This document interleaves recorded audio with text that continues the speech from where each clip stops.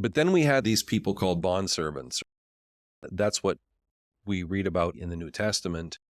Slavery in first century Rome was the economic bedrock of society. If it wasn't for the slaves, they wouldn't have had half the things they had, because it was the slaves doing all the difficult work, or the dirty work really, so that the Romans could then go on and conquer and build and make aqueducts and stuff like that. Some slaves could work off their servitude. Sometimes the people were in debt. They had to work it off. If you think about the parable of the unforgiving servant, that's the situation that Jesus is speaking about in that parable. And a bondservant was somebody who willingly chose to stay in the house of a master. So maybe they earned their freedom, or for some reason they could leave, but they chose not to.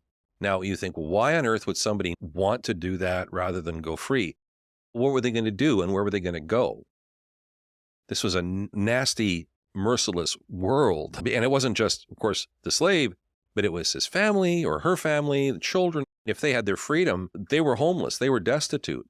So for some, because they were treated so well by their masters, even though they could have chosen freedom, they chose to stay in servitude because their life was way better as a servant, so as a bondservant, than it would have been as somebody living in abject poverty. And when the scriptures talk about us as being servants of God, it is using this term bondservant.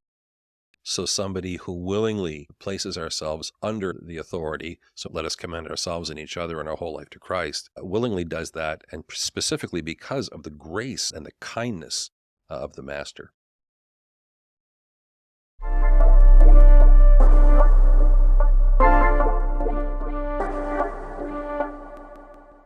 Thanks for listening to this episode of my podcast. If you'd like to learn more about Eastern Orthodox Christianity, but aren't near an Orthodox church, you might be interested in the Fellowship of St. Theophan the Recluse, an online community for seekers and inquirers, all in that same situation. We have members in the U.S., Latin America, the British Isles, Africa, and Australia. For more information, message me or send me an email. Until next time, take care, and God bless.